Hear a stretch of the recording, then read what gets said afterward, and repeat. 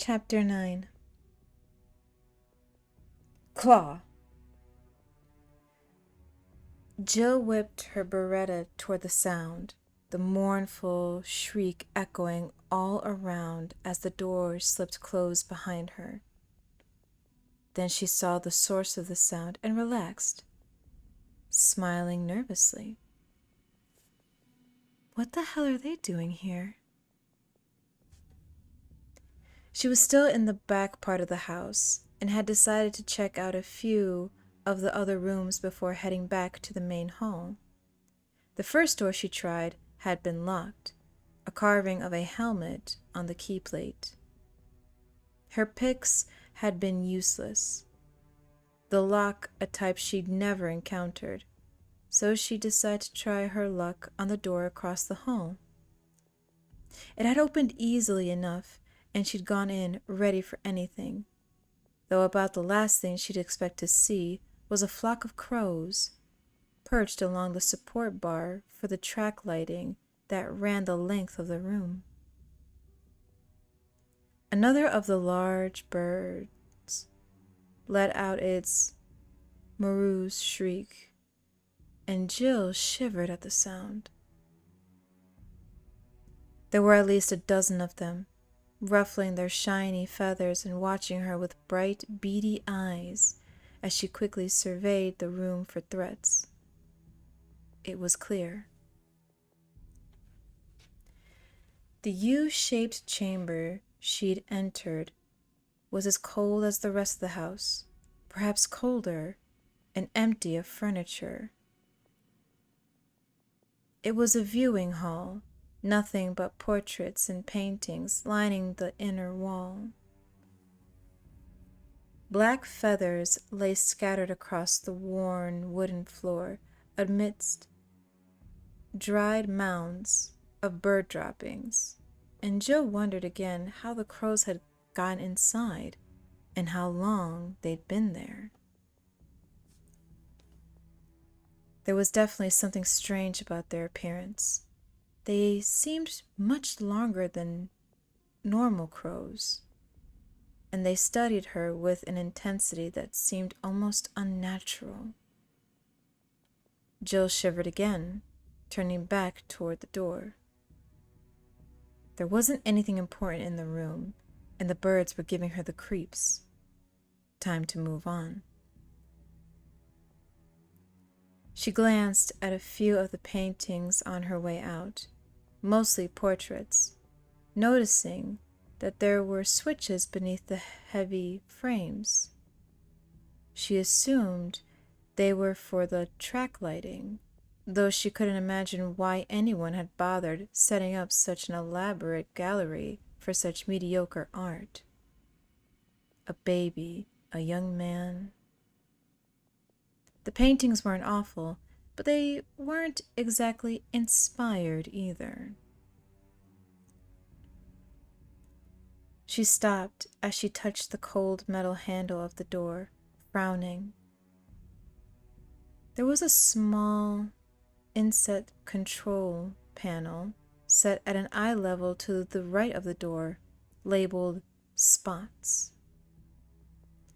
She punched one of the buttons, and the room dimmed as a single directional light went out.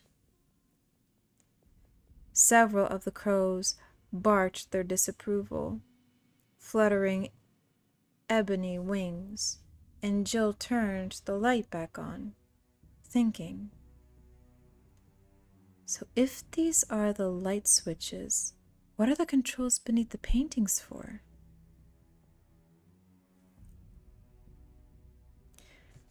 Perhaps there was more to the room than she thought.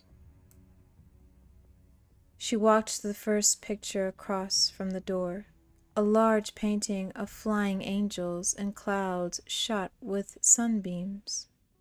The title was From Cradle to Grave. There wasn't a switch below it, and Jill moved to the next. It was a portrait of a middle-aged man, his lined features sagging with exhaustion, standing next to an elaborate fireplace. From the cut of his suit and his slicked black hair. It looked to have been painted in the late 1940s or early 50s. There was a simple on-off switch underneath, unlabeled. Jill flicked it from left to right and heard an electrical snap, and behind her, the crows exploded into screaming motion, rising as one from their brooding perch. All she could hear was the beat of their dark wings and the sudden, manic ferocity of their cries as they swarmed toward her, and Jill ran, the door seeming a million miles away, her heart pounding. The first of the crows reached her as she grabbed for the handle, its claws finding the soft skin at the back of her neck. There was a sharp stabbing of pain just behind her right ear, and Jill flailed at the rustling feathers that brushed her cheeks, moaning as the furious shrieks enveloped her. She slapped at the air behind her and was rewarded with a startling squawk of surprise. The bird let her go, reeling away. "Too many! Out! Out! Out!" She jerked the door handle and fell into the hallway, kicking the door closed even as she hit the door. She lay there a moment, catching her breath, relishing the cool silence of the corridor in spite of the zombie stench. None of the crows had gotten out. As her heartbeat returned to something approaching normal, she sat up and carefully touched the wound behind her ear. Her fingers came away wet, but it wasn't too bad. The blood was already clotting. She'd been lucky. When she thought of what could have happened if she'd tripped and fallen, why had they attacked? What had the control switch done? She remembered the snap of electricity when she flipped it, the sound of a spark, the perch. She suddenly felt a rush of grudging admiration for whoever had set up the simple trap. When she'd hit the switch, she must have sent a current through the metal bar they'd been perched on. She'd never heard of attack-trained crows, but could think of no other explanation, which meant that someone had gone through a lot of trouble to keep whatever was in that room a secret. To get the answer, she'd have to go back in. "I can stand in the doorway, take them out one at a time." She didn't much like the idea. She didn't trust her aim and would certainly waste a lot of ammo. Only fools accept the obvious and go no further. Use your brain, Jilly. Jill smiled a little. It was her father talking, reminding her of the training she'd had before the stars. One of her earliest memories was of hiding in the bushes outside the rickety old house in Massachusetts that her father had rented for them, studying the dark, empty windows as he explained how to properly, quote-unquote, case a prospect. Dick had made it into a game, teaching her over the next 10 years all the finer points of breaking and entering, everything from how to remove panes of a glass without damaging them to walking on stairs so they didn't creak, and he had also taught her again and again that every riddle had more than one answer. Killing the birds was too obvious. She closed her eyes, concentrating. Switch in portraits. A little boy, a toddler, a young man, a middle-aged man. From cradle to grave, cradle to grave. Once the solution occurred to her, she was almost embarrassed by the simplicity of it. She stood up and dusted herself off, wondering how long it would take for the crows to return to their roast. Once they were settled, she shouldn't have any more problems uncovering the secret. She cracked the door open and listened to the whispering beat of wings, promising herself to be more careful this time. Pushing the wrong button in this house could be deadly.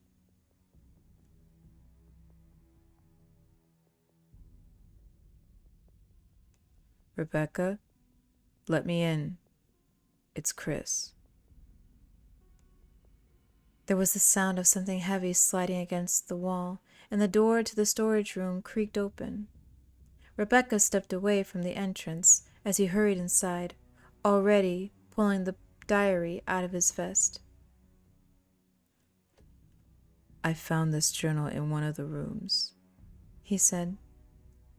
"It looks like there was some kind of research going on here. I don't know what kind, but..." "Virology," Rebecca interrupted and held up a stack of papers, grinning. "You were right about there being something useful in here." Chris took the papers from her and skimmed the first page. As far as he could tell, it was in a foreign language made out of numbers and letters. "What is all this stuff? DH5A, MCR..." "You're looking at a strain chart," Rebecca said brightly. "That one's a host for generating genomic libraries containing 𝘈𝘂𝘪𝘴𝘳𝑒𝑐ine or adenine residues, depending." Chris cocked an eyebrow at her. "Let's pretend that I have no idea what you're talking about and try again. What did you find?" Rebecca flushed slightly and took the papers back from him. "Sorry. Basically, there's a lot of stuff in here on viral infection." Chris nodded. "That I understand. A virus." He quickly flipped through the journal, counting the dates from the first report of the accident in the lab. On May 11th, there was some kind of spill or outbreak in a laboratory on this estate. Within 8 or 9 days, whoever wrote this had turned into one of those creatures out there. Rebecca's eyes widened. "Does it say when the first symptoms appeared?" "Looks like within 24 hours, he or she was complaining of itchy skin, swelling and blisters within 48 hours. Rebecca paled. "That's... wow." Chris nodded. "Yeah, my thoughts exactly. Is there any way to tell if we could be infected?" "Not without more information. All of that..." Rebecca motioned at the trunk full of papers. "Is pretty old, 10 years plus, and there's nothing specific about the application. Though an airborne with that kind of speed and toxicity, if it was still viable, all of Raccoon City would probably be infected by now. I can't be positive, but I doubt it's still contagious." Chris was relieved for himself and the rest of the stars, but the fact that the zombies were all victims of a disease, it was depressing, whether it was a disease of their own making or not. Rebecca looked stricken at the thought, but nodded gamely and moved quickly toward the door. Chris decided that, with a little experience, she'd make a first-rate STARS member. She obviously knew her chemistry, and even without a gun, she was willing to leave the relative safety of the storage room in order to help the rest of the team. Together, they hurried through the dark, wooded hallway, Rebecca sticking close to his side. When they reached the door back to the first hallway, Chris checked his Beretta and then turned to Rebecca. "Stay close. The door we want is to the right and at the end of the hall. I'll probably have to shoot the lock, and I'm pretty sure there's a zombie or two wandering around, so I'll need you to watch my back." "Yes, sir," she said quietly, and Chris grinned in spite of the situation. Technically, he was her supervisor. Still, it was weird to have it pointed out. He opened the door and stepped through, training his gun on the shadows straight ahead and then down the hall to the right. Nothing moved. "Go," he whispered, and they jogged down the corridor, quickly stepping over the fallen creature that blocked their path. Rebecca turned to face the open stench behind them as Chris rattled the doorknob, hoping vainly that it had unlocked itself. No such luck. He backed away from the door and took careful aim. Firing at a locked door wasn't as easy or safe as it looked in the movies. A ricochet off metal at such close range could kill the shooter. "Chris!" He glanced over his shoulder and saw a shambling figure at the other end of the hall, moving slowly toward them. Even in the dim light, Chris could see that one of its arms was missing. The distinctive odor of decay wafted toward them as the zombie moaned thickly, stumbling forward. Chris turned back to the door and fired twice. The frame splintered, the inset metal square of the lock revealed in a spray of wood chips. He jerked at the knob, and the lock gave up, the door swinging open. He turned and grabbed at Rebecca's arm, hustling her through the doorway as he pointed the Beretta back down the hall. The creature had made it halfway, but it was stopped at the lifeless body of the zombie that Chris had killed earlier. Even as Chris watched in horror and disgust, the one-armed zombie dropped to its knees and plunged its remaining hand into the other's crushed skull. It moved again, a wet, phlegmy sound, and brought a handful of slushy gray matter to its eager lips. "Oh, man." Chris shuddered involuntarily and stepped through to join Rebecca, closing the door on the gruesome scene. Rebecca was pale, but seemed composed, and again, Chris admired her courage. She was young, but tough, tougher than he'd been at 18. He took in the hall at a glance, immediately noticing the changes. To their right, above 20 feet away, was a corpse of one of the creatures, the top of its head blown away. It lay face up, the deep sockets of its eyes filled with blood. To their left were the two doors that Chris hadn't tried when he'd first come to investigate. The one at the very end of the hall was still open, revealing deep shadows. At least one of the stars came this way, probably looking for me. "Follow me," he said softly, and moved toward the open door, holding the Beretta tightly. He wanted to get back to the main hall with Rebecca, but the fact that one of his team must have gone through the opening deserved a quick look.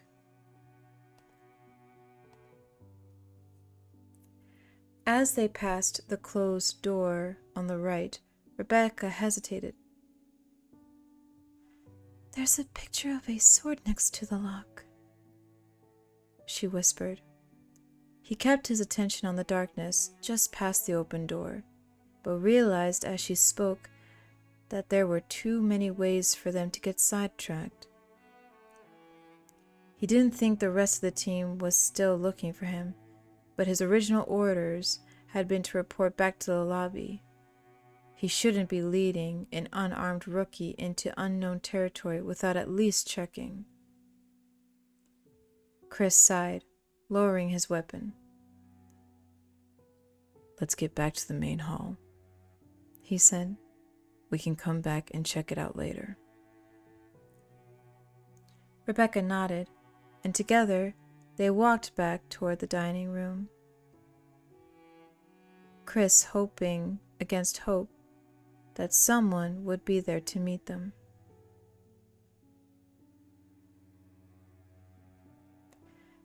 Barry pointed his Colt toward the crawling ghoul and fired, the heavy round splattering the thing's mushy skull into liquid even as it reached for his boot. Tiny drops of wetness splashed his face as the zombie spasmed and died. Scowling, Barry wiped at his skin with the back of his hand. The tiny white tiles of the kitchen hall got it much worse. Rivulets of red coursing down the grouted tracks and pooling to the faded brown linoleum.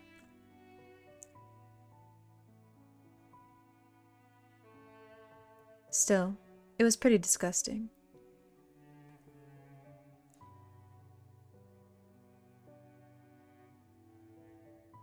Barry lowered the revolver, feeling the ache in his left shoulder. The door upstairs had been solidly locked.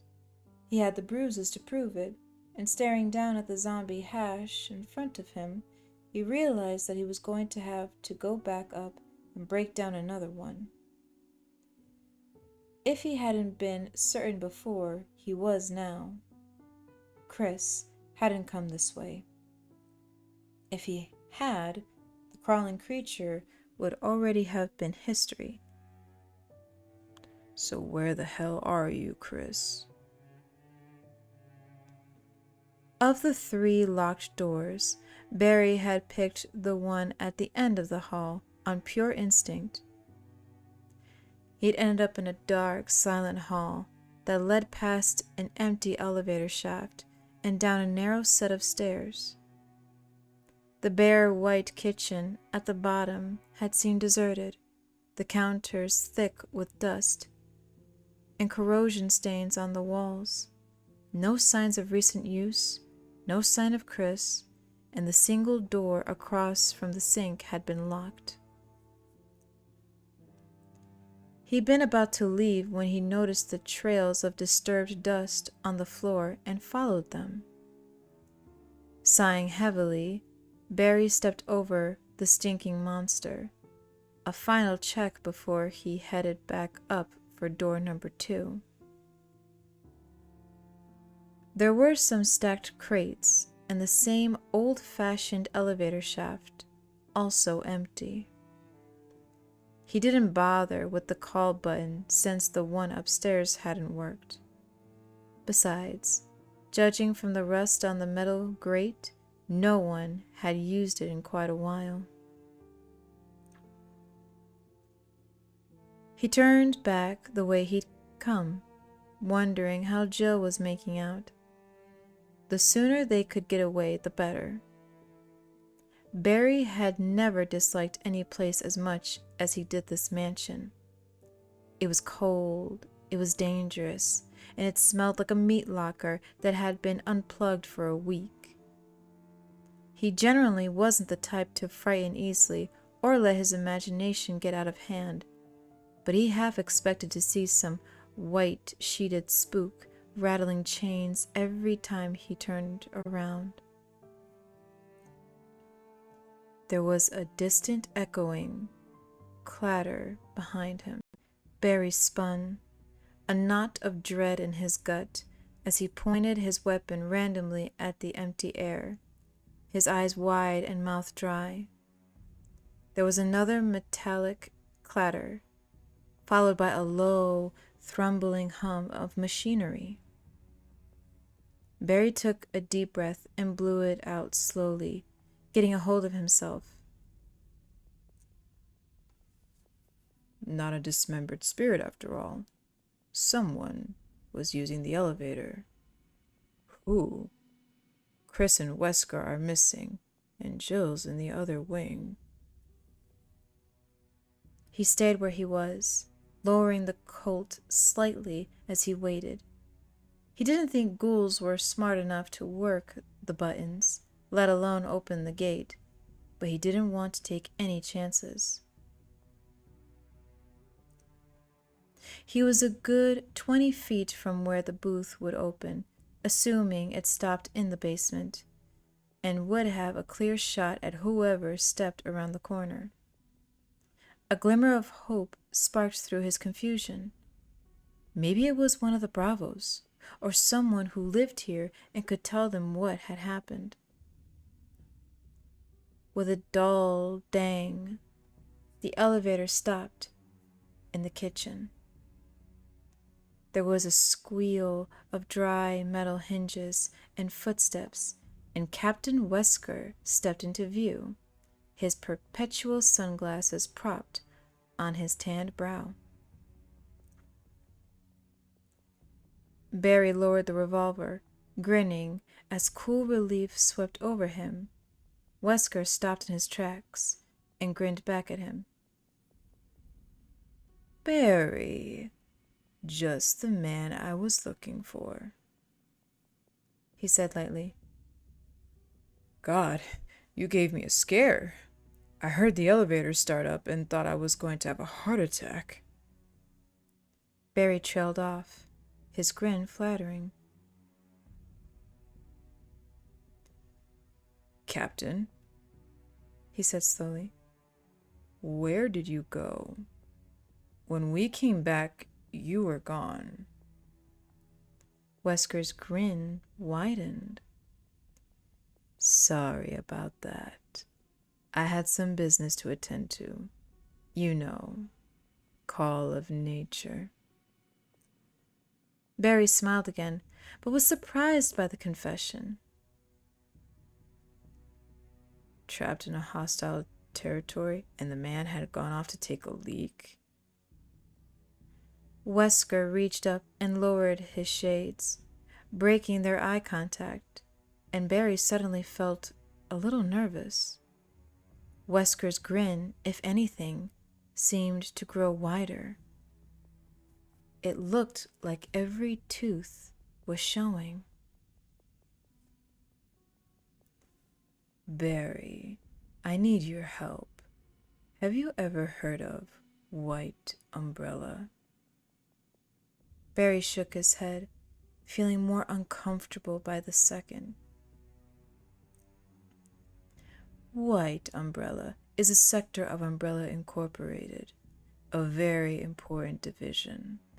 They specialize in biological research, I guess you could say. The Spencer Estate houses their research facilities, and recently an accident occurred.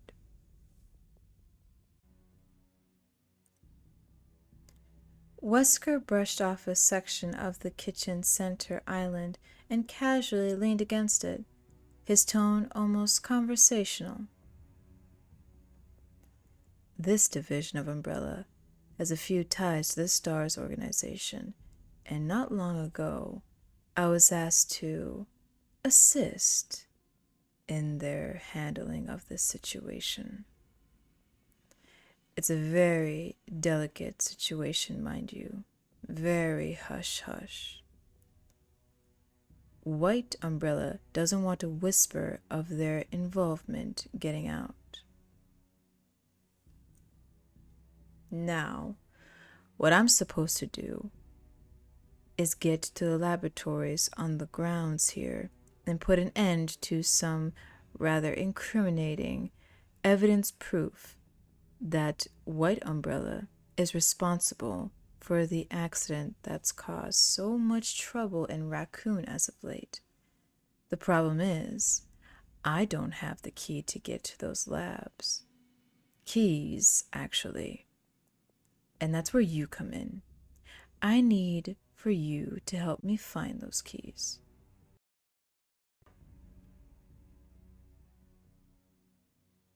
Hi, Twin. So happy to see you, as always. Barry stared at him for a moment, speechless, his mind churning. An accident? A secret lab doing biological research?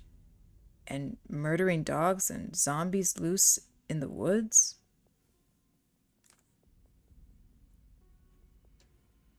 He raised his revolver and pointed it at Wesker's smiling face, stunned and angry. Are you insane? You think I'm going to help you destroy evidence? You crazy son of a bitch? Wesker shook his head slowly, acting as if Barry were a child. Ah, Barry, you don't understand. You don't have a choice in the matter. See, a few of my friends from White Umbrella are currently standing outside of your house, watching your wife and daughters sleep. If you don't help me, your family is going to die. Barry could actually feel the blood drain from his face. He cocked the hammer back on the Colt, feeling a sudden, vicious hatred for Wesker, infusing every fiber of his being.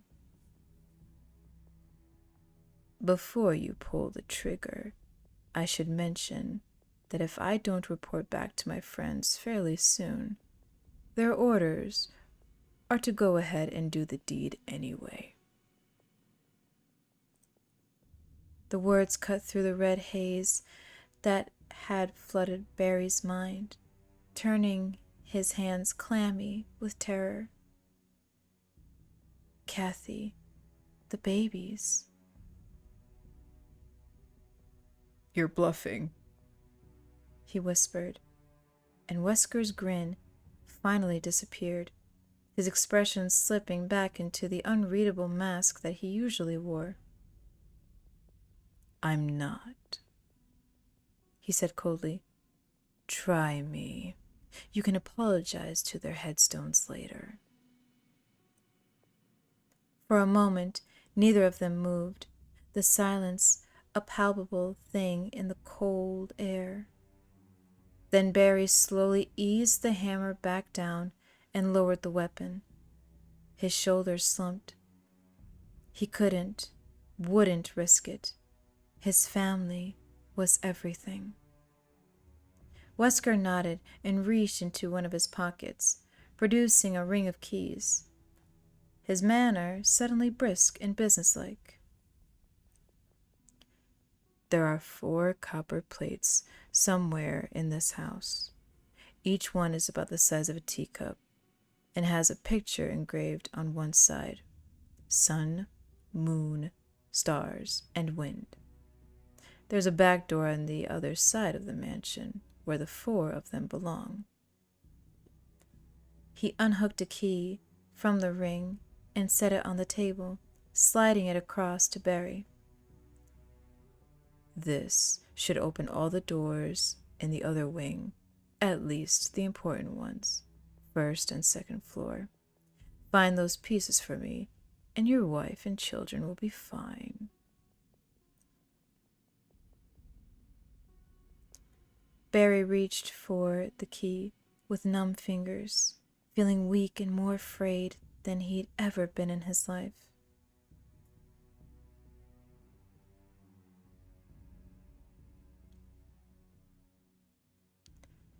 "Chris and Jill will undoubtedly want to help you search.